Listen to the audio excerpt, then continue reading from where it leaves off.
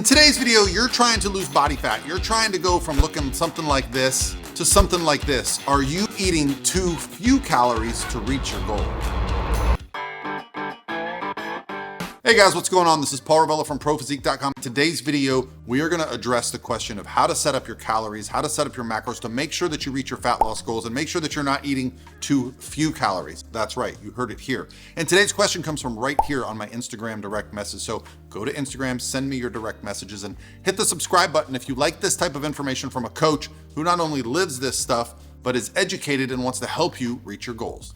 Paul, I've got a question for you. I'm not sure if I've been under eating, but I would love to get your input. My goal is to get down to 160 pounds. I'm currently at 1,750 calories with a 40-40-20 split.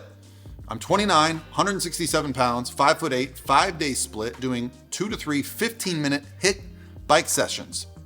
And at 1,750 calories, I would say that sounds very reasonable because as you guys have heard me talk about, my calorie range for fat loss, when we get lean, it's gonna get close to that 10 times your body weight, right? So if we're talking about 160 pounds, that's around 1,600 calories. You're still above that. Now, there is this idea that we can go into what's called a starvation mode, or we can eat so few calories that we stop losing body fat. And I think the idea here is that if you take in too few calories, your body actually starts to adapt, okay? Thermogenically, we have adaptive thermogenesis. Our body actually starts to burn fewer calories, but we also adapt by conserving more energy. So it's a double whammy.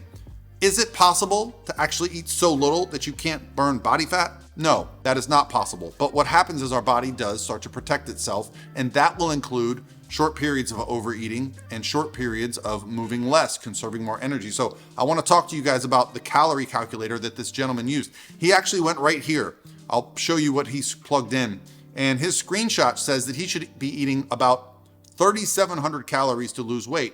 Now, based on this, we're talking about 2,000 more calories than he's currently taking in. So why is there such a discrepancy? Well, at 29 years old and being active for 60 minutes a day, 6 days a week, that's how active he put in, as well as being an active person outside of that, this is probably a fairly accurate number. This person, this individual, you, my friend, should be burning a lot of calories throughout the day. Now, when we're talking about losing body fat, we do have to go through periods of under eating what are predicted total daily energy expenditure, or our basal metabolic rate would tell us it should be.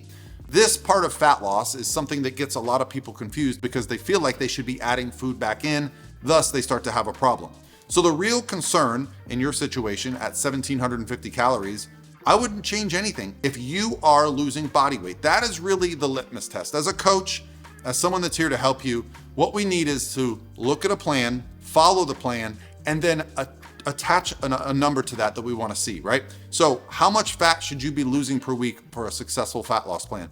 That number should be around 1 to 1.5% of your body weight per week. That is the safe range where we're losing only body fat, not at risk for muscle loss. So at 167 pounds, you should be losing about 1.6 pounds per week. So somewhere between 1 and 2 pounds per week.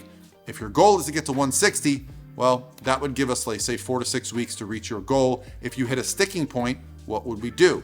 Well, this is where we can get in some trouble. You're at 1,750 calories. So if we're gonna drop a little bit of food off that, maybe another 150 to 200 calories, we're gonna start to get into that range where 10 times our body weight is at risk. However, this is when I would introduce a diet break or a high carb refeed day once or twice per week. If you haven't watched my videos on how to do that, I've got plenty of them. I just recently did one. But the idea is that we would bring calories up to your current predicted maintenance. Now, if you're at 1,750 calories, let's say we drop them down to 1,600, I would put your current predicted maintenance at around 2,000 to 2,100 calories. So 1 or 2 days per week while you're going through this phase, I would bring your calories up to 2,000, 2,100 and allow the body to get improved digestion, a little bit more energy. Now, I would do this in the form of carbohydrates. So if we add another 400 calories to your diet and go up to 2,000, what would that look like? That would look like about 100 grams of carbs on top of what you're currently doing. Now, carbohydrates have a really good benefit. They do a thing in our muscles. They pull water into our muscle cells, thus volumizing, gives us more energy for training. So your muscles are gonna look bigger and fuller when you take in carbohydrates. They also have the added benefit of protein sparing. That's right. You prevent breakdown of muscle proteins when you increase your carbohydrate intake. So we're gonna get the benefit of looking better, the satiety of eating a little bit more. And heck, who doesn't enjoy carbs, especially those of us that are into resistance training? And I know a lot of people can get into really restricting those carbohydrates for a long period of time. As an athlete, someone who coaches competitive athletes, I promise you, there's very little you can do that is more beneficial for someone that is performing, especially you doing high intensity cardio. You mentioned your HIIT sessions. Well, when you are doing HIIT, your body's preferred fuel source is going to be carbohydrate based. That's right. When you're doing low intensity cardio, you're going to preferentially use body fat.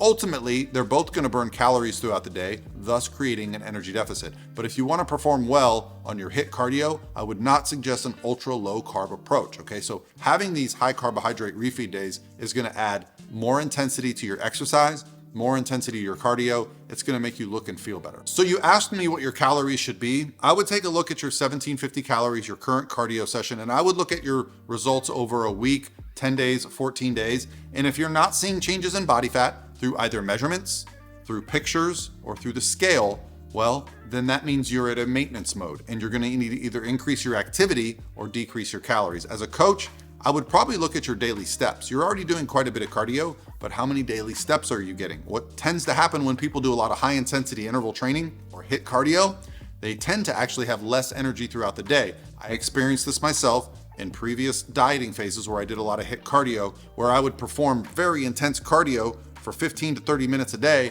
but then I would be wiped out the rest of the day. So if you were to counteract this by using a step tracker and say getting 5 to 10,000 steps a day on top of your HIIT cardio, this low intensity cardio will not really impact your hunger too much. It won't be hard to recover from, and it will allow you to keep losing body fat without having to dip further and further into your calories. Guys, look at the big picture, make adjustments based on where you're at after a week of following your plan. My plan is actually going to be to plug in my information into this calculator and follow exactly what it says for 1 week. Comment below if you'd be interested in seeing what my calculator does to me for 1 week, with the goal being fat loss.